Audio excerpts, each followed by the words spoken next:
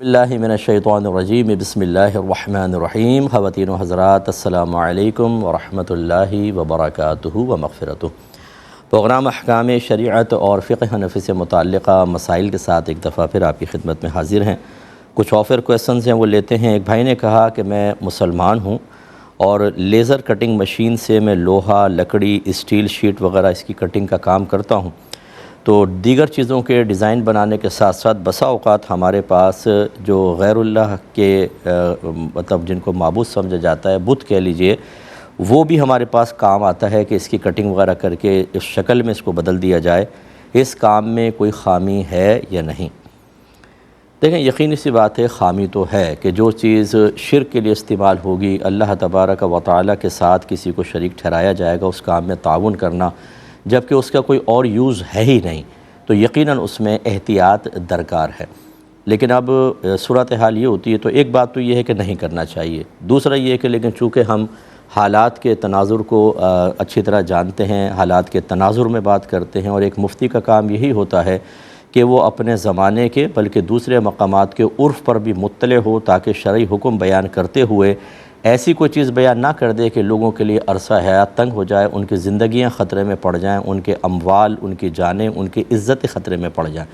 لہذا بعض جگہوں پر ماحول اس قسم کا ہے کہ اگر آپ سب کام کریں لیکن ان چیزوں کو منع کر دیں تو آپ کو نگاہوں میں لے لیا جائے گا، اور پھر آپ کی دکان کو لوٹنا، پھر آپ کو ہو سکتا ہے مار بھی دیا جائے۔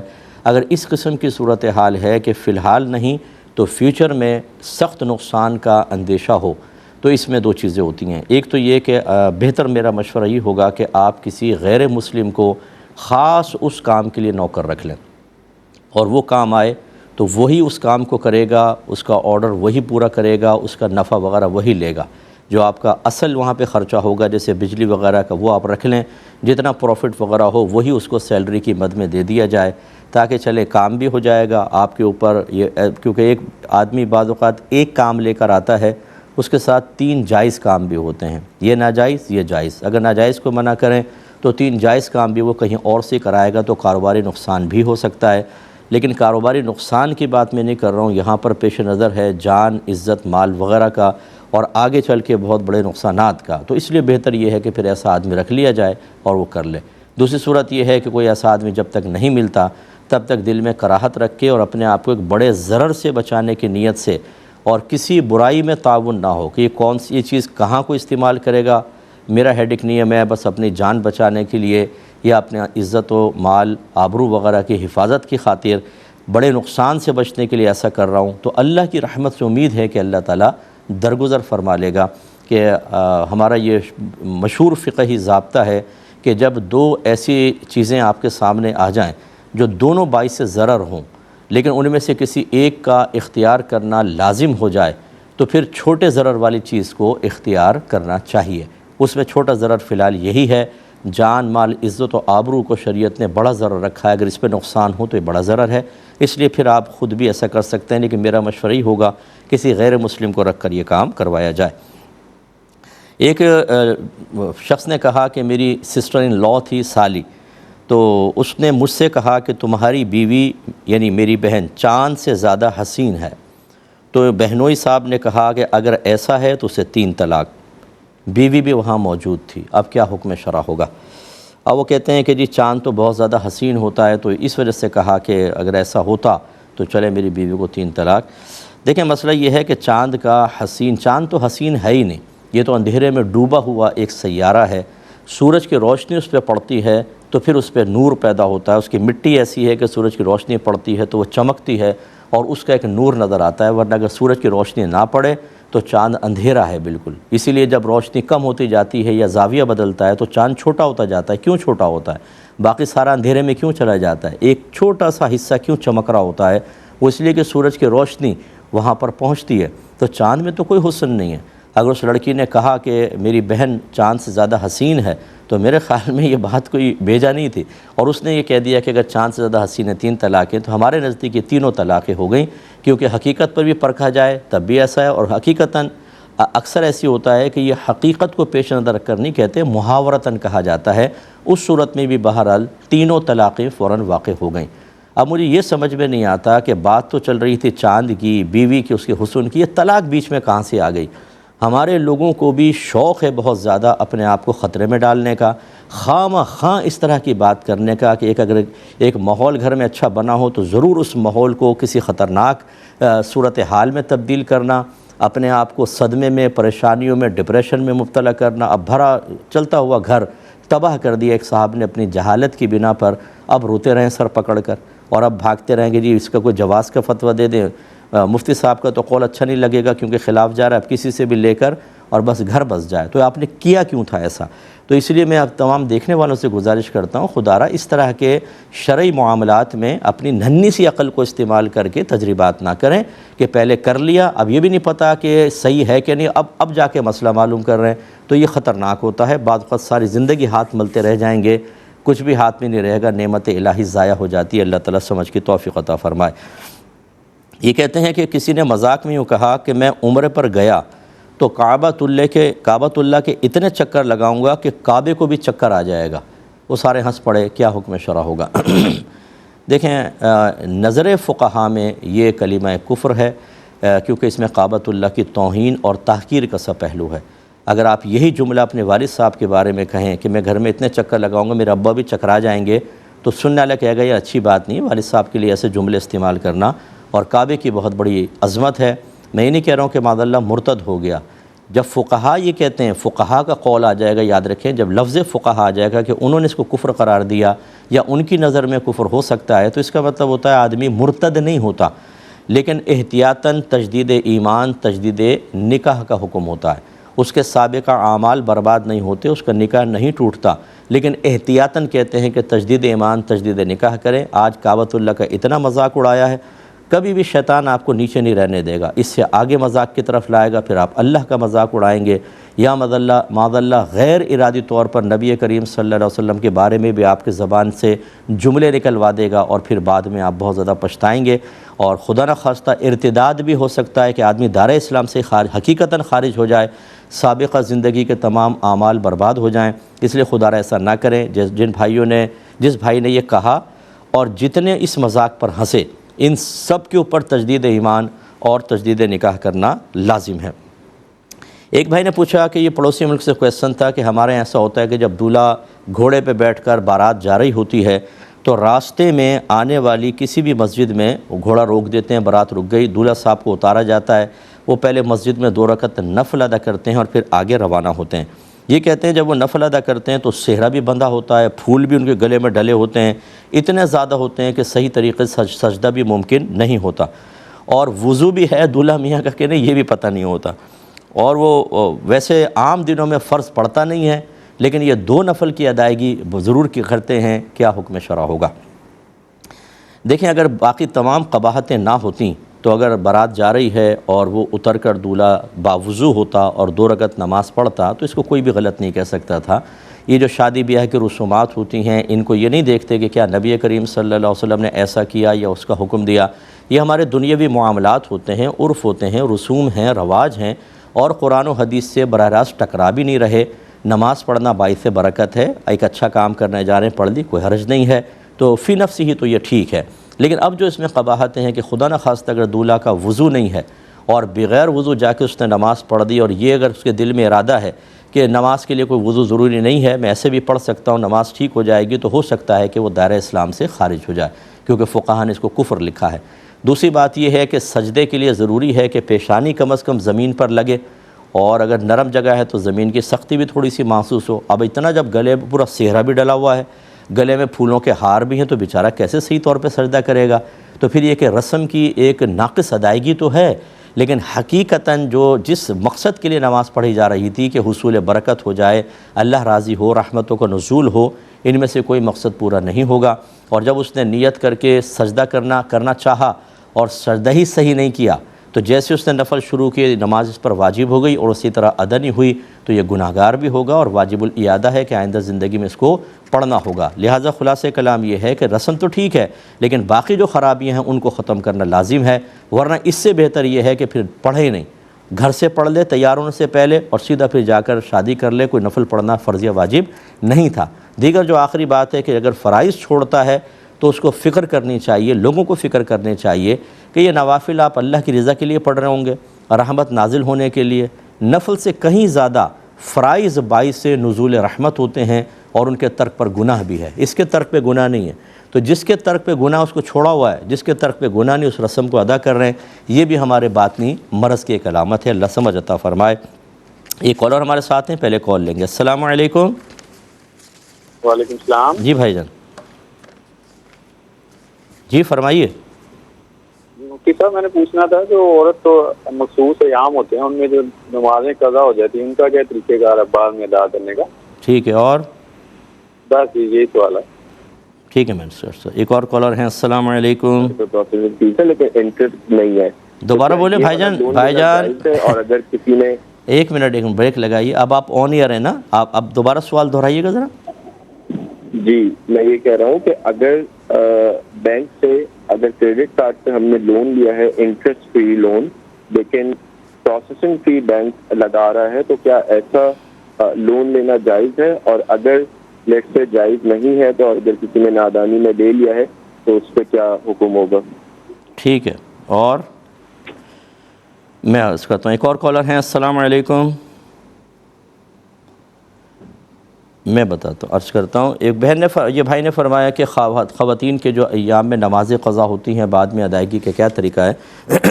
دیکھیں نماز تو معاف ہوتی ہے عورت کے اوپر، یہ ان دنوں کی ساقط ہو جاتی ہے، بعد میں اس کو ادا وغیرہ نہیں کرنا ہوتا۔ ہاں اگر روزہ تھا، روزہ بعد میں خواتین کو رکھنا ہوگا۔ اور یہ کریڈٹ کارڈ کا یہ دیکھیں، پہلی بات یہ ہے کہ یہ اس کو نام بدل دیا جائے جی، پروسیسنگ فیس ہے یا یہ سروس چارجز ہے، جب پتہ ہے کہ آپ قرضہ لے رہے ہیں اور قرضے کے اوپر ہی آپ کو چیز ادا کرنی ہے تو یہ سود ہی کہلائے گا۔ نام بدل دینے سے مطلب چیز بدل نہیں جاتی۔ دوسری بات یہ آپ نے کہا کہ نادانی کے اندر لے لیا ہو، اس میں کیوں نادانی چلتی ہے؟ دنیا بھر کے ہر کام کے اندر ہم ہوشیار ہوتے ہیں، ایک ایک چیز کے بارے میں ہمیں معلومات ہوتی ہے، اور اگر جیسے ہمیں وکیل کرنا ہے، ہمیں کسی ڈاکٹر سے علاج کروانا ہے، کہیں آپریشن کرنا ہے، اپنے بچوں کو ٹیوشن سینٹر میں بھیجنا ہے، ان کو فیوچر میں کچھ کورسز وغیرہ کروانے ہیں جو ان کے لیے نافع ہوں، کس قدر مشورہ کرتے ہیں۔ لیکن اس قسم کی باتوں میں بڑے بھولے پن سے ہم اپنے آپ کو بچانے کے لیے کہتے ہیں کہ نادانی میں ایسا ہو گیا۔ تو بہرحال اگر نادانی میں، لا علمی میں، علم نہیں تھا کر لیا، تب بھی اس میں گناہ ہوتا ہے، کیونکہ یہ وہ مسائل ہیں جن میں لا علمی یا جہالت عذر نہیں ہوتی ہے۔ ان مسائل کو یعنی سود وغیرہ کے حرام حلال کے مسائل کا سیکھنا ہر عاقل بالغ مسلمان مرد و عورت پر فرض تھا۔ تو لہٰذا اگر اس سود معاملہ کیا، اللہ تعالیٰ کی بارگاہ میں توبہ کریں اور جتنی جلدی ہو سکے اپنی جان چھڑائیں۔ اور یہ میں گارنٹی سے آپ کو کہہ دوں، اس میں کبھی برکت نہیں ہوتی ہے۔ آپ کتنا بھی سودی معاملہ کر لیں، گھر لے لیں، آپ کاروبار میں لگا دیں، ضرور، کیونکہ اللہ تعالیٰ نے قرآن میں واضح فرمایا کہ اللہ تعالیٰ سود کو مٹاتا ہے۔ تو اس سے بڑی خرابیاں پیدا ہوتی ہیں، اخلاقی خرابیاں بھی ہوتی ہیں، روحانی خرابیاں ہوتی ہیں، اور اسی طریقے سے سودی معاملات جو ہیں ہمارے تمام چیزوں کو تباہ کر دیتے ہیں۔ اس لیے اللہ کی بارگاہ میں خالصتاً توبہ کریں اور جتنی جلدی ہو سکے اس سے جان چھڑائیں اور آئندہ کے لیے پوری احتیاط کریں۔ ایک مختصر سا بریک لیں گے، ہمیں یقین ہے آپ ہمارے ساتھ ہی رہیں گے۔ بسم اللہ الرحمن الرحیم۔ ایک کالر ہمارے ساتھ ہیں، پہلے کال لیں گے۔ السلام علیکم۔ جی وعلیکم السلام۔ جی بھائی جان، مفتی صاحب کیسے ہیں؟ جی اللہ کا بڑا کرم۔ سر میرے 2-3 سوال ہیں۔ جی بولیے۔ جی ہمارے بڑوں نے جی ایک مسجد بنائی تھی 20-25 سال پہلے، جی کچی اینٹوں سے، دیہات کا علاقہ ہے جی۔ جی تو وہ جی ہم نے گھر چینج کر لیا ہے جی، تقریباً 1 مربع دور، تو وہاں پر نہ سڑک نہ راستہ کچھ نہیں لگتا، نہ کوئی نماز پڑھنے والے ہیں۔ کچی اینٹوں سے 1 مرلے میں جی بنائی تھی بہت سال پہلے، اب وہ کلر وغیرہ لگ رہا ہے، تو کیا ہم اس کو نئے گھر، یہاں پر نیا گھر بنایا وہاں پر اس کو شفٹ کر سکتے ہیں؟ چلیں، اور جی اور دوسرا کویشچن؟ لائن ڈراپ ہو گئی ہے۔ دیکھیں مسئلہ یہ ہوتا ہے کہ جب اگر آپ نے وہ زمین کا حصہ مسجد کے لیے وقف کر دیا تھا تو یہ قیامت تک مسجد رہے گی، پہلی بات تو یہ۔ دوسری بات یہ ہوتی ہے کہ اگر کسی جگہ ویرانہ ہو جائے، آپ نے مسجد قائم کی اور بالکل ویرانہ ہو گیا اور وہاں پر کوئی آبادی وغیرہ نہ رہی، اور آپ کو یقین ہے کہ اگر ہم ایسے چھوڑ دیں گے تو سب یہ مسجد کا سامان تباہ ہو جائے گا، یا اینٹیں وغیرہ لوگ اٹھا کر لے جائیں گے اور اپنے ذاتی استعمال میں رکھیں گے، تو اس کی فقہاء نے اجازت دی ہے کہ پھر اس کا ساز و سامان یا اینٹیں وغیرہ اٹھا کر وہ دوسرے مقام پر کسی جو مسجد وغیرہ بن رہی ہے وہاں پر آپ لگا سکتے ہیں۔ لیکن اس زمین کو اب اگر آپ یہ سمجھیں کہ ہم اس زمین کو مسجد سے ہٹا کر کسی اور چیز میں استعمال کر لیں تو مفتہ بہی قول کے مطابق یعنی فقہ حنفی کا قابل اعتماد قول اور جس کو عوام میں عام کیا گیا اس کو مفتہ بہی کہتے ہیں، وہ یہی ہے کہ وہ اب اس کو چینج نہیں کر سکتے، وہ مسجد رہے گی، کبھی دوبارہ آبادی ہو تو اس پلاٹ کو دوبارہ مسجد بنایا جائے، لیکن فی الحال آپ اس کی اینٹیں وغیرہ دوسری جگہ لے جا سکتے ہیں، اس میں کوئی حرج نہیں ہے۔ لیکن اندیشہ یہی ہو کہ اگر چھوڑ دیں گے تو سب لے جائیں گے اور وہاں پر کوئی آپ کے پاس ایسا ذریعہ ہے نہیں کہ آپ نئی اینٹیں بنوا لیں اور دیگر چیزیں، تو پھر اس کو آپ وہاں پر استعمال بالکل کر سکتے ہیں۔ ایک کسی نے ویڈیو بھیجی تھی کہ ایک صاحب یہ کہہ رہے ہیں ایک اسپرے ہاتھ میں لے کر کہ آپ کا اگر دوران طواف وضو وغیرہ بریک ہو جاتا ہے تو آپ باہر جاتے ہیں، واپس ہی نہیں آنے دیتے، تو بہتر یہ ہے کہ آپ اسپرے سے وضو کر لیا کریں۔ اور انہوں نے کہا میں اب آپ کو طریقہ بتاتا ہوں، اور انہوں نے اسپرے وغیرہ منہ پہ مارا اور کہا کہ اتنا مار لیں کہ بس قطرہ ٹپکنے لگے، تو بس قطرہ ٹپکے گا تو گویا کہ آپ کا منہ دھل گیا۔ اسی طرح ہاتھ اور اسی طرح پیر وغیرہ آپ کر لیں، سامنے ایک پیڈ وغیرہ رکھ لیں تاکہ مسجد آلودہ نہ ہو، تو اس طریقے سے وضو ہو جائے گا۔ کیا حکم شرع ہوگا؟ دیکھیں ہمارے نزدیک اب مجھے نہیں پتا کہ وہ صاحب کس مکتب فکر سے یا کس فقہ سے تعلق رکھتے ہیں، کیونکہ دلائل قرآن و حدیث کے ہی ہوتے ہیں، لیکن ان سے نتائج اخذ کرنا یہ ائمہ کے مختلف زاویہ نظر پر موقوف ہوتا ہے، اسی لیے اختلاف پیدا ہوتا ہے کہ امام اعظم کے نزدیک یہ ہے، امام شافعی، امام مالک، امام احمد بن حنبل کے نزدیک یہ ہے۔ ہمارے فقہ حنفی کی روشنی میں جس بھی عضو کو دھونا فرض ہو اس کے ہر حصے پر سے ہر بال پر سے کم از کم 2 بوند پانی بہہ جائے گا تو پھر وہ چہرہ یا وہ حصہ دھلنا کہلائے گا اور فرض ادا ہوگا۔ لہذا اگر چہرے کو دھونا ہے سر کے بال سے لے کے تھوڑے کے نیچے تک، ایک کان کی لو سے ایک دوسرے کان کی لو تک اچھی طریقے سے اس کو دھونا ہوگا، اتنا کہ ہر جگہ پر سے کم از کم 2 بوند پانی بہہ جائے، یہ ایک مرتبہ دھونا ہوگا، اور 3 مرتبہ سنت ہوتا ہے، اس کا مطلب ہے کم از کم 6 بوند پانی بہہ جائے۔ اب یہ اسپرے کرنے میں مسئلہ کیا ہے کہ سامنے کا حصہ تو دھل جائے گا لیکن یہ کنپٹی کا پورا حصہ، اسی طرح اگر داڑھی کسی کی گھنی نہیں ہے تو اس داڑھی کے اندر اتنا مارنا کہ کھال تک پہنچ جائے، اور وہ بھی کم از کم 2 بوند پانی، جس سے فرض پورا ہوگا۔ اور اگر گھنی داڑھی ہے تو گھنی داڑھی کے ظاہر کا دھونا کہ کھال تک پانی پہنچ جائے، ہر بال دھل جائے، کھال دھلے یا نہ دھلے، اس چیز کی رعایت کرنا انتہائی مشکل ہوگا۔ اور اسی طریقے سے ہاتھ اور پیر کا مسئلہ، اس لیے بہتر یہ ہے کہ تھوڑی مشقت اٹھا کے باہر جایا جائے۔ ایک تو یہ 2 بوند کا مسئلہ ہو گیا۔ دوسری بات یہ ہے کہ جو اعضائے وضو سے پانی ٹپکتا ہے یہ مستعمل ہوتا ہے، یہ اصل میں نجاست حکمیہ لے کے گر رہا ہوتا ہے۔ یعنی نجاست 2 طرح کی ہوتی ہے، ایک وہ کہ جس کو آپ دیکھ سکیں، چھو سکیں، اس کی اسمیل ہو، اس کا اثر دوسرے تک پہنچ سکے، جیسے پیشاب، اسے کہتے ہیں اس قسم کی نجاست کو نجاست حقیقیہ۔ اور ایک وہ ہوتی ہے جس کو شریعت نجاست کہتی ہے لیکن اس کی اپنی اسمیل نہیں ہوتی، کوئی جسم نہیں ہوتا، کوئی شکل صورت نہیں ہے، اس کا اثر دوسرے تک نہیں پہنچتا، جیسے بے وضو پن، حالت جنابت اور حالت حیض و نفاس۔ اب جب ہم وضو کرتے ہیں تو یہ جو نجاست حکمیہ یہ دھل کے گر رہی ہوتی ہے۔ اس کے علاوہ ہمارے گناہوں کی آلودگی کہ نبی کریم صلی اللہ علیہ وسلم نے ارشاد فرمایا کہ جس نے بسم اللہ الرحمن الرحیم پڑھ کر وضو کیا تو اس کے اعضاء وضو سے بسم اللہ کے بغیر وضو کیا تو اتنے ہی اعضاء اس کے دھلیں گے، پاک ہوں گے، یعنی گناہ سے کہ جتنے پر پانی بہا۔ اور بسم اللہ پڑھ کر اگر وہ کرے تو پورے بدن کے گناہ جھڑتے ہیں، تو اس کے ساتھ گویا کہ گناہوں کی آلودگی بھی ہوتی ہے۔ اب فقہاء نے واضح فرمایا کہ یہ آپ کے جسم پر نہیں گرنا چاہیے، کپڑے پہ نہیں گرنا چاہیے، اس کو کپڑے پہ گرانا مکروہ ہوتا ہے، حرام نہیں کہہ رہا ہوں، مکروہ ہوتا ہے۔ اس لیے میں نے آپ کو کئی دفعہ عرض کیا ہے جو وضو خانے پہ وضو کر رہے ہوں یا واش بیسن پہ کھڑے ہو کے وضو کر رہے ہیں، جب آپ چہرہ دھو لیں تو کسی تولیہ وغیرہ سے پورا خشک نہ کریں، لیکن اتنا اس کو کر لیں کہ قطرے ٹپکنا موقوف ہو جائیں، کیونکہ اگر آپ یوں سیدھے ہوں گے وہ سارے آپ کے جسم پہ کپڑے پہ گریں گے اور یہ خلاف سنت اور مکروہ ہوتا ہے۔ اس کراہت سے آپ نہیں بچ سکتے وہاں پر۔ تیسری چیز جو ہے کہ جب آپ ایسا کریں گے تو یہ کیمرے وغیرہ لگے ہوتے ہیں، جب ایک آدمی شروع کرے گا، ہمارے یہاں یہ ہوتا ہے کہ یہ بھیڑ چال ہوتی ہے ہماری، ایک کرے دوسرا شروع، پھر تیسرا، پھر چوتھا، پھر پانچواں، وہ کیمروں کے اندر جو آپ کو دیکھا جائے گا جب آپ ایسا کر رہے ہیں تو فوراً شرطے آپ کے پاس پہنچ جائیں گے اور آپ کو پکڑ لیں گے اور آپ کو اٹھا کے مسجد سے باہر پھینک دیں گے۔ ایسا کوئی بھی عمل کرنا کہ جس کی بنا پر انسان اپنے آپ کو ذلت پر، حقارت پر پیش کرے، یہ بھی شریعت کے نزدیک منع ہوتا ہے۔ پھر اس کے بعد آپ یہ دیکھیں، لوگوں کو آپ ایک لمٹ بتا دیں کہ دیکھیں ایسا کرنا ہے، ایسا کرنا ہے، اس حد تک نہیں جانا، اس حد تک نہیں جانا۔ میرا 35 سالہ دین کی جو بھی اللہ تبارک و تعالیٰ نے ہمیں موقع دیا ہے دین کے قریب رہ کر اور فقہ کی خدمت کا، میں نے دیکھا ہے کہ لوگ سب چیزیں بھول جاتے ہیں، نفس مسئلہ یاد ہوتا ہے اور وہ تمام شرائط قیودات سے کو پھلانگ جاتے ہیں۔ یہ آج کل آپ مسجد میں دیکھیں آپ کو سامان لے جانے نہیں دیتے، کھانے پینے کی چیز لے جانے نہیں دیتے، حالانکہ پہلے جاتے رہے انہیں پتہ ہے کہ لے جاتے تھے. کیوں؟ اتنے بڑے بڑے گٹھڑ لے جا کے کوئی یہاں پھینک دیا، کوئی وہاں پھینک دیا، ستونوں کے ساتھ لگا دیا، اور کھارے پیرے قالین گندے کر دیے. انہوں نے سختی کر دی کہ اب کوئی چیز نہیں جائے گی. جب آپ یہ شروع کریں گے، آپ نے لاکھ لیمیٹیشنز بتا دیں، لوگ ایسا کر رہے ہوں گے، وہ تو کوئی اس کونے کے اوپر، کوئی وہاں پہ کرے گا، مسجد فرش آلودہ کریں گے، لوگ نہیں باز آتے. اتنے مطلب کم علم لوگ ہوتے ہیں، اور خوف خدا سے بعض تو عاری ہوتے ہیں بالکل، یا بالکل ہی علم نہیں ہوتا، بیچارے مسجد کے آداب سے بھی ناواقف ہوتے ہیں کہ آپ نہیں دیکھتے جوتیاں لے جا کے کیسے رکھ دیتے ہیں وہ مسجد کے اندر، اور بعض اوقات تو مطلب اور بہت سارے معاملات ہو رہے ہوتے ہیں. ایسی بیچاری نادان سی عوام کو اس بات کا مکلف بنانے کی کوشش کرنا کہ آپ وہاں وضو تو کر سکتے ہیں لیکن قیودات لیمیٹیشنز کا لحاظ کریں، بہت ہی مشکل ہے، اور اس میں بگاڑ کے اندیشے زیادہ ہیں.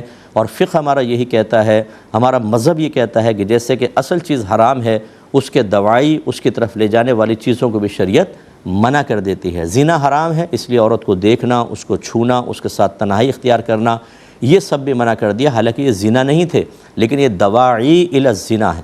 تو میں یہ نہیں کہہ رہا ہوں کہ یہ وضو کے جو دیگر لوازمات ہیں وہ یہ وضو کرنا حرام ہے، اور یہ تو تب غلط ہوگا جب وہ تمام خرابیاں پیدا ہوں گی. لیکن لوگ لیمیٹیشنز کا لحاظ نہیں رکھتے، پھر یہ خرابیاں پیدا ہوں گی، اور جس کی بنا پہ خرابیاں پیدا ہو رہی ہیں اس کو بھی روکنا ضروری ہوتا ہے. اس لیے میری گزارش ہے کہ اس پر تمام حضرات عمل نہ کریں تو بہتر ہے. تھوڑی سی مشقت اٹھائیں، باہر نکل جائیں، یا پہلے اپنے وضو کو قائم رکھیں، اس کے اندر کرنے میں خرابیاں بہت زیادہ ہیں. ایک مزید کالر ہمارے ساتھ ہیں. السلام علیکم. جی السلام علیکم مفتی صاحب. جی وعلیکم السلام. جی کیا حال ہیں آپ کے؟ اللہ کا بڑا کرم. جی مفتی صاحب میرے 3 سوال ہیں. ایک بتائیے گا کہ یہ جو بوسکی کا جو کپڑا ہے، یہ اس کو لوگ کہتے ہیں کہ یہ ریشم ہے، اور کچھ لوگ کہتے ہیں کہ ریشم نہیں ہے، تو یہ اس کا بتا دیں. اور دوسرا یہ کہ صف میں لوگ کھڑے ہیں تو بعض اوقات بچہ کھڑا ہوتا ہے تو وہ درمیان سے موو ہو جاتا ہے، تو اس میں وہ جو گیپ آ جاتا ہے اس کو کیسے یعنی آپ جو نمازی موو کر خود حرکت کر کے وہ ہو جائیں گے، یا ایک دوسرے کو تھوڑا سا ہاتھ لگا کے ٹچ کر کے آ جائیں گے؟ جی میں بتاتا ہوں. اور جی، اور تیسری چیز یہ کہ سورہ فاتحہ کتنا جو ہے دوبارہ یعنی آپ پڑھیں گے تو وہ سجدہ صاحب ہوگا؟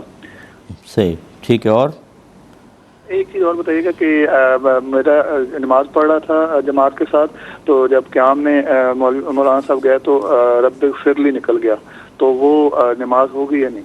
کس میں دوبارہ کہے گا آخری کویسچن؟ جی مطلب امام صاحب کے ساتھ نماز پڑھ رہے تھے، اور جب امام صاحب قیام میں گئے تو میں بھی جب قیام میں گیا تو بے اختیار نکل گیا رب اغفر لی. ٹھیک ہے میں بتاتا ہوں انشاءاللہ.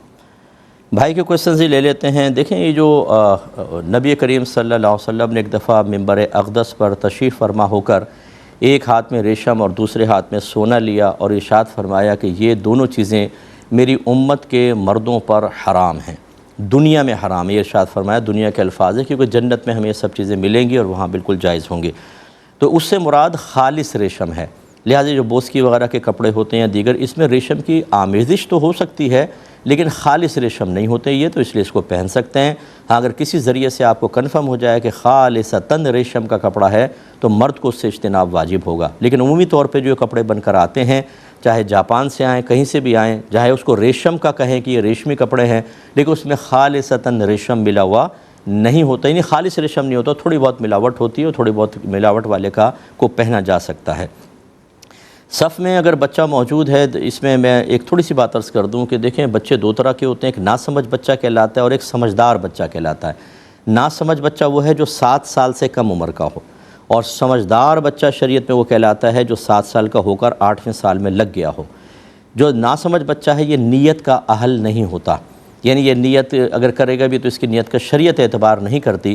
لہذا اگر یہ صف کے درمیان کھڑا ہوگا تو یہ قطعی صف کا سبب بنے گا، اور کھڑا کرنے والے گناہ گار ہوں گے. لہٰذا ایسے بچوں کو پہلے ہی پیچھے بھیج دیا جائے، صف کے درمیان کھڑا نہ کیا جائے. اس سے وہ ذرا والد صاحب ذرا توجہ فرمائیں. جو چھوٹے چھوٹے بچوں کو لا کے اپنے ساتھ کھڑا کر دیتے اور کہتے ہیں بدتمیزی نہیں کرے گا، میرے ساتھ کھڑا رہے گا، لیکن آپ نے قطعی صف کا ارتکاب کیا ہے اور یہ گناہ ہے. یاد رکھیں مسجد میں آنے کے باوجود آپ گناہ گار ہوں گے. بچے کو پیچھے آپ کو بھیجنا ہوگا، صف کے درمیان نہیں رکھ سکتے. ہاں اگر سمجھدار بچہ ہے، 7 سال ہو گئے، 8ویں سال میں آیا، یہ نیت کا اہل ہے. اس میں اب یہ ہوتا ہے کہ اگر پہلے سے ہی بچے موجود ہیں، نہ جماعت قائم ہونے لگی تو ان کی الگ پیچھے صف بن جائے. یہ ہونی چاہیے۔ لیکن اگر ایسا نہیں ہے، پہلے تھے ہی نہیں لوگ تو بچہ صف میں شامل ہو گیا، اب یاد رکھیں اس بچے کو صف سے باہر نہیں کر سکتے۔ میں بڑی مؤدبانہ گزارش کرتا ہوں اپنے ان بزرگوں سے جن کو شرعی مسئلے کچھ بھی نہیں معلوم ہوتے، یہ نماز پڑھنے کے لیے آتے ہیں، 7 سال کا بچہ صف میں کھڑا ہے، کندھے سے پکڑ کے پیچھے کر دیں گے اس کو اور خود آگے کھڑے ہوں گے۔ یاد رکھیے یہ حرام اور گناہ کبیرہ ہے، کیونکہ نبی کریم صلی اللہ علیہ وسلم نے یہ شیطان کے لیے ارشاد فرمایا کہ وہ صفوف میں گھس جاتا ہے اور نمازیں خراب کرتا ہے، تو یہ پھر ایک کام انسان والا نہیں ہے، یہ خدا نخواستہ اس کی معاونت میں کام کہلائے گا۔ وہ بچہ نیت کا اہل ہے، وہ درمیان میں کھڑا ہو سکتا ہے، وہ قطع صف کا مرتکب نہیں ہو رہا، آپ کو یہ حق ہی حاصل نہیں ہے کہ آپ اس کو ہٹائیں۔ اور اسی طرح یہ بھی نہیں کہہ سکتے کہ بیٹا کونے میں جاؤ، صف یہاں بن رہی ہے، اسے کونے میں بھیج دیا، بیچ میں سارا گیپ ہے، آپ مزید گناہ گار ہوئے، اس کو درمیان میں کھڑا کرنے میں کوئی مسئلہ نہیں ہے۔ یہ تو 2 مسئلے ہو گئے۔ تیسرا مسئلہ جو آپ نے پوچھا، اس کے ضمن میں یہ بہت سی باتیں آپ کو معلوم بھی ہو گئیں کہ بچہ بیچ میں تھا، بیچ میں سے ہٹ گیا۔ یاد رکھیں جب درمیان سے کوئی چلا جائے، یہ بڑے آدمی کا وضو ٹوٹ گیا، درمیان سے چلا گیا، تو صف کو چاہیے کہ وہ مل جائے، اور سینٹر ہمارا مرکز ہوتا ہے، ادھر والے ادھر ہو جائیں یا ادھر والے ادھر ہو جائیں تو کونے میں جگہ بن جائے گی، یقیناً بعد میں آنے والے اس کونے والی جگہ میں شامل ہو جائیں گے۔ اور فرض کر لیں اگر یوں ہو کہ ملے ہی نہیں لوگ، گیپ ہے، تو پیچھے والا جو شخص ہے ہمارے فقہ حنفی کی روشنی میں حالت نماز میں اگر 3 قدم لگاتار اٹھائے گا تو نماز فاسد ٹوٹ جائے گی، لیکن اس سے کم اگر 1 یا 2 قدم اٹھائے تو نماز فاسد نہیں ہوگی۔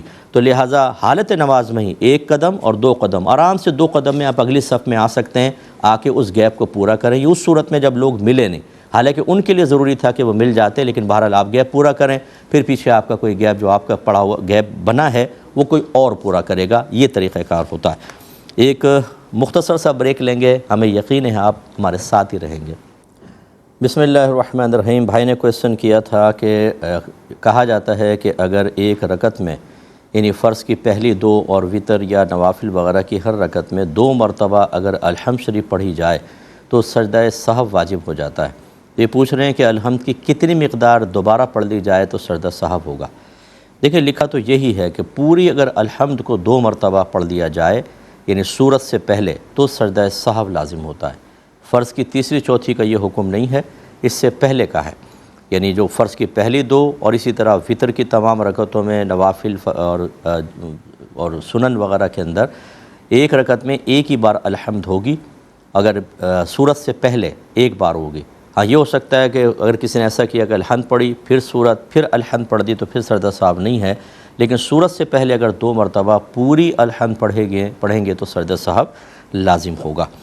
یہ کہتے ہیں کہ امام صاحب نماز پڑھا رہے تھے، جب قیام میں آئے تو میں نے اللہ اکبر شاید کہا ہی نہیں کہا، لیکن میری زبان سے نکلا رب اغفر لی، تو کیا حکم شرع ہوگا؟ دیکھیں رب اغفر لی کا مطلب ہے اے اللہ میری مغفرت فرما دے، اور یہ سجدوں کے درمیان میں پڑھنا تو مستحب ہے، بلکہ سنت سے ثابت ہے کہ رحمت کونین صلی اللہ علیہ وسلم ایک سجدہ کر کے جب بیٹھا کرتے تھے جس کو جلسہ کہتے ہیں تو 3 بار اور رب اغفر لی رب اغفر لی رب اغفر لی فرمایا کرتے تھے۔ اور اس کے علاوہ بھی اگر کسی مقام پر یہ ذکر الہی زبان سے جاری ہو جاتا ہے، یہ دعا ہے ایک طریقے سے دعا جاری ہو جاتی ہے، تو اس سے کوئی فرق نہیں پڑتا، نہ آپ گناہ گار ہوں گے۔ اسی طرح اگر آپ تنہا نماز پڑھ رہے ہوتے تو اس کی ادائیگی پر کوئی سجدہ سہو بھی لازم نہیں ہوتا، لہٰذا آپ کوئی تشویش نہ کیجیے۔ ایک بہن نے کویسچن کیا تھا، یہ کہتی ہیں کہ کل میری حج کے لیے روانگی ہے اور میرے پیریڈز اسٹارٹ ہو گئے ہیں، تو اب میں احرام کی نیت کیسے کروں، اس کے نفل کیسے پڑھوں، اور عمرے کا کیا حکم ہوگا؟ دیکھیں ابھی 19 ذوالقعدہ ہے، آپ کے پاس بہت ٹائم ہے۔ 8 اگر آپ حج تمتع کر رہی ہیں تو اس میں پہلے عمرے کا احرام پہننا ہوتا ہے، اس کے بعد عمرہ کرنے کے بعد احرام کی پابندی سے آپ حلق یا قصر وغیرہ کرا کے باہر نکلتے ہیں، پھر 8 ذوالحجہ کو حج کا احرام پہنتے ہیں۔ یہ 19 ذی قعدہ ہے ابھی جو چل رہی ہے ذوالقعدہ، تو ابھی بہت ٹائم اس میں باقی ہے، لہٰذا بالکل تشویش نہ کریں۔ آپ سب سے پہلے یہ دیکھ لیں کہ آپ کی فلائٹ جو ہے پہلے مدینہ یعنی آپ کا قیام جو ہے پہلے مدینہ شریف میں ہوگا یا مکہ میں ہوگا۔ جدہ پہ تو آپ جائیں گے، اگر جدہ سے مدینہ جا رہے ہیں پھر تو کوئی تشویش کی بات نہیں ہے آپ کو، آپ بالکل احرام کی نیت ہی نہ کریں، آپ آرام سے مدینہ پہنچ جائیں، 8 دن میں ہو سکتا ہے آپ کے پیریڈز اختتام پذیر ہو جائیں گے۔ اور فرض کر لیں کہ آپ جدہ سے اگر مکہ جا رہی ہیں تو پھر لازم سی بات ہے کہ آپ نے میقات کراس کیا ہے اور اب آپ مکہ جا رہی ہیں، تو اس کے لیے کم از کم عمرہ ادا کرنا لازم ہوگا۔ اس صورت میں حکم شرع یہ ہوتا ہے کہ آپ احرام کی نیت اسی حالت میں کریں گی، تلبیہ پڑھیں گی لیکن نوافل وغیرہ نہیں پڑھیں گی کیونکہ نوافل پڑھنا منع ہے، اور جب آپ مکے پہنچ جائیں تو آپ کو ویٹ کرنا ہوگا، آپ عمرہ ادا نہیں کریں گی جب تک کہ یہ ایام گزر نہ جائیں، اس کے بعد پھر آپ پاک ہو کر پھر اپنا عمرہ ادا کیجئے گا، کیونکہ ابھی وقت بہت ہے اس لیے آپ کے لیے اتنا ہی جواب کافی ہے۔ لیکن انہوں نے کہا کہ پیریڈز ختم ہونے کے بعد جب غسل کیا جائے تو کیا کیا احتیاطیں کرنی ہوں گی، کیونکہ بال وغیرہ ٹوٹتے ہیں، سنا اس سے کفارہ وغیرہ لازم ہوتا ہے۔ دیکھیں بال وغیرہ یقیناً آپ نہائیں گی، تھوڑا سا سر میں اس طرح کریں گی تو بال ٹوٹیں گے۔ بال ٹوٹنے کے بارے میں میرا مشورہ یہ ہے کہ آپ اگر دکھ جائیں تو بہت اچھی بات ہے، نہیں ہے تو واپس آنے کے بعد احتیاطاً 8-10 صدقہ فطر کی مقدار صدقہ کر دیں کفارے کی نیت سے، کیونکہ جو کفارے وغیرہ ہیں اس کا حدود حرم میں ہونا لازم نہیں ہوتا۔ دم وغیرہ اگر لازم ہوتا ہے تو حدود حرم میں جانور کو ذبح کرنا لازم ہوتا ہے، لیکن یہ کفارے وغیرہ آپ گھر پر آ کر بھی ادا کر سکتے ہیں، تو کوئی بات نہیں، آپ کر لیں۔ واپس آنے کے بعد غور کریں کتنے بال ٹوٹے ہوں گے، کتنے کفارے ہوئے ہوں گے، کیونکہ ایکوریٹ اندازہ تو ہوتا نہیں ہے، تو اس لیے ایک غالب گمان کر کے کہ چلیں احتیاطاً 10-12 کفارے ادا کر دیں۔ ایک کفارے کا مطلب 300 روپے تقریباً، ویسے تو 240 چل رہا ہے لیکن 300 روپے آپ کر لیں، ایک صدقہ فطر کی مقدار ہوتا ہے، اس کو آپ صدقہ کر دیں۔ اگر 10 ہیں تو 300 کو 10 سے ضرب دے کے کر لیجئے، ادا ہو جائیں گے انشاءاللہ، گھبرائیں نہیں۔ اور یہ کہتے ہیں اگر ایام حج میں پیریڈ اسٹارٹ ہو گئے تو کیا ہوگا؟ کوئی مسئلہ نہیں ہوگا، ایام حج میں تو کوئی پرابلم ہی نہیں ہوتا، کیونکہ اس کے لیے پاکی شرط نہیں ہوتی۔ جیسے 8 ذوالحجہ کو آپ نے احرام پہنا، فرض کر لیں آپ اسی حالت میں آپ احرام کی نیت کر لیں، حج کی نیت کر لیں، اب آپ مینا میں جائیں گی، نمازیں تو ویسے آپ پہ معاف ہے، مینا کا قیام، پھر وہاں سے آپ عرفات جائیں گی، ادھر کوئی ضروری نہیں ہے، کوئی مناسک ایسے ادا نہیں کرنے ہوتے، پھر آپ مزدلفہ آئیں گی، وہاں پر بھی ایسی، پھر آپ کنکری ماریں گے تو کنکری کے لیے بھی پاک ہونا لازم نہیں ہے۔ ہاں پھر آئے گا طواف الزیارہ، اس کے لیے لازم سی بات ہے کہ آپ کو پاک ہونا ہوگا۔ اللہ کی رحمت سے امید ہے انشاءاللہ اس وقت تک آپ پاک ہو جائیں گی، نہ ہوں تو پھر میرا نمبر لے لیجئے گا، یا مطلب ویسے ہی کویسچن کسی طرح پروگرام میں پہنچوا دیجئے گا تو انشاءاللہ اس کا جواب ہم آپ کو دے دیں گے۔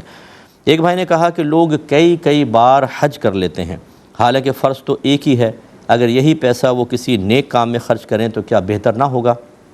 جی بالکل، میں آپ کی تائید کروں گا، بالکل بہتر ہوگا۔ اسی طرح نفل عمرے کرنے سے بہتر یہ ہے کہ انسان اللہ تبارک و تعالیٰ کے دین کی فلاح اور بقا کے اندر پیسہ خرچ کرے۔ لیکن سوال یہ پیدا ہوتا ہے کہ کیا اگر وہ نہ خرچ کرے اور بار بار حج کرتا ہے یا بار بار عمرے کرتا ہے تو کیا ناجائز ہے؟ ناجائز اس کو کوئی بھی نہیں کہہ سکتا، اس کو خلاف مستحب بھی نہیں کہہ سکتے آپ کہ مستحب یہ کہ یہ، کیونکہ جو شخص کر رہا ہے وہ زیادہ بہتر جانتا ہے کہ وہ کیوں کر رہا ہے۔ ہو سکتا ہے کہ ایک اس نے حج کر لیا، اس کے بعد اس سے ایسی خطائیں، ایسے گناہ ہو گئے کہ اگر وہ بہرحال، ہمارا تو عقیدہ یہ ہے کہ ہم یہاں بھی 2 رکعت نماز پڑھ لیں، صلاۃ التوبہ پڑھ لیں یا نماز نہ بھی پڑھیں، اللہ کی بارگاہ میں گڑ گڑا کر توبہ کریں، اللہ تعالیٰ اس گناہ کو بخشنے پہ قدرت رکھتا ہے۔ لیکن حج ایک ایسا موقع ہے، وہاں کے مقامات ایک ایسی چیز ہے جو اتنا یقین مغفرت کا، بخشش کا، درجات کی بلندی کا، اللہ کی رضا کا یقین پیدا کرتے ہیں کہ جو گناہ کا بوجھ ہوتا ہے، آدمی کے اوپر ڈپریشن ہوتا ہے، ایک صدمہ ہوتا ہے، وہ کافی حد تک ہٹ جاتا ہے۔ پھر بارگاہ رسالت میں حاضری، وَلَوْ أَنَّهُمْ إِذْ ظَلَمُوا أَنفُسَهُمْ جَاءُوكَ فَاسْتَغْفِرُوا اللَّهَ وَاسْتَغْفَرَ لَهُمُ الرَّسُولُ لَوَجَدُوا اللَّهَ تَوَّابًا رَحِيمًا۔ اے حبیب ان سے فرمائیے کہ اگر یہ لوگ اپنی جانوں پر ظلم کر بیٹھیں تو آپ کی بارگاہ میں حاضر ہوں، پھر اللہ تعالیٰ کی بارگاہ میں استغفار کریں اور یہ رسول بھی ان کے لیے استغفار کریں تو یہ اللہ کو بہت بخشنے والا مہربان پائیں گے۔ تو ہمارا عقیدہ ہے کہ نبی کریم صلی اللہ علیہ وسلم، خود حدیث میں آیا، سرکار نے فرمایا کہ اللہ کے نبی زندہ ہیں، اللہ نے زمین پر نبیوں کے جسموں کا کھانا حرام فرما دیا ہے، انہیں رزق دیا جاتا ہے۔ تو میرے آقا صلی اللہ علیہ وسلم اپنی قبر انور میں ایک برزخی ایسی زندگی میں جو عام زندگی سے بہت افضل، ارفع، اعلیٰ ہے، اور آپ آنے والوں کو دیکھتے بھی ہیں، ان کی آواز سنتے ہیں، ان کی فریاد سنتے ہیں، اور اللہ تعالیٰ کی بارگاہ میں ان کے حق میں دعائیں کرتے ہیں۔ تو اس لیے کہ اطمینان ہوتا ہے وہاں جا کے سرکار کی بارگاہ میں، اللہ کی بارگاہ میں دعا کریں گے، سرکار سے بھی عرض کریں گے، اگر سرکار نے ہمارے حق میں استغفار فرما دیا تو گناہ کے بخشش کے امکانات زیادہ ہیں۔ اس طرح اور بہت ساری مصلیتیں ہو سکتی ہیں، لہٰذا کسی پہ آپ طنز نہ کریں، تنقید نہ کریں۔ ہاں یہ ہے کہ اگر کوئی ضرورت نہیں ہے ایسی تو پھر بہتر ہے کہ کسی ایسے دینی کام میں اس کو لگائیں جس کے اندر دین کی فلاح اور بقا ہو، تو زیادہ افضل اور اولیٰ ہے۔ اچھا یہ بھی کوئی کنفرم نہیں ہے کہ جو حج عمرے پہ جا رہا ہے، نفلی حج عمرے پر، تو وہ اس کے ادھر ہی خرچ کر دے گا، سارا کسی اور جگہ خرچ ہی نہیں کرے گا۔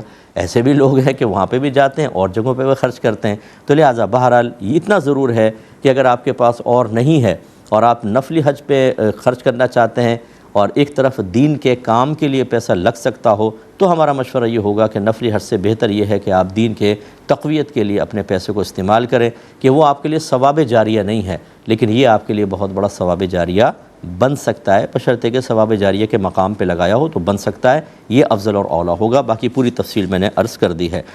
یہ کہتے ہیں کہ ایک بچی تھی، اس نے پوچھا ہے کہ میری ایک دوست تھی، اس نے مجھے 1 لاکھ روپے دیے اور دیتے وقت اور کہا کہ یہ کسی بزنس میں انویسٹ کر دینا۔ میں نے کہا ٹھیک ہے دے دو، لیکن جب وہ دینے لگی تو اس نے کہا تم یہ کر لو، مجھے واپس نہ کرنا۔ تو میں نے اس کو لے لیے اور وہ انویسٹ وغیرہ کیے۔ اب میں کئی مرتبہ کہہ چکی ہوں کہ اپنے پیسے واپس لے لو، وہ کہتی ہے نہیں مجھے نہیں لینا، جب بھی میں کوشش کرتی ہوں منع کر دیتی ہے۔ تو یہ مجھ پہ قرض کہلائے گا یا گفٹ کہلائے گا یا اس کی انویسٹمنٹ کہلائے گی؟ دیکھیں پہلے تو یہ انویسٹمنٹ ہی تھی، جب اس نے پہلے کہا تھا کہ 1 لاکھ میرا انویسٹ کرو، لیکن جب اس نے آپ کو دیتے وقت اپنی نیت کو تبدیل کر دیا اور صراحتاً اپنی زبان سے اقرار بھی کر لیا کہ یہ تم رکھ لو مجھے واپس نہ کرنا، تو یہ ایک تحفہ، ہبہ اور گفٹ بن گیا ہے۔ اب اس کا اس لڑکی سے کوئی تعلق نہیں ہے، یہ قرض وغیرہ نہیں ہے، آپ اس کو استعمال کریں، اس سے جو نفع ہو وہ آپ کے لیے بالکل طیب اور حلال ہوگا۔ اب ہمارے پروگرام کے وقت تقریباً ختم ہو رہا ہے، انشاءاللہ کل 8 بجے دوبارہ آپ کی خدمت میں بشرطے کہ زندگی رہی حاضری کا شرف حاصل ہوگا۔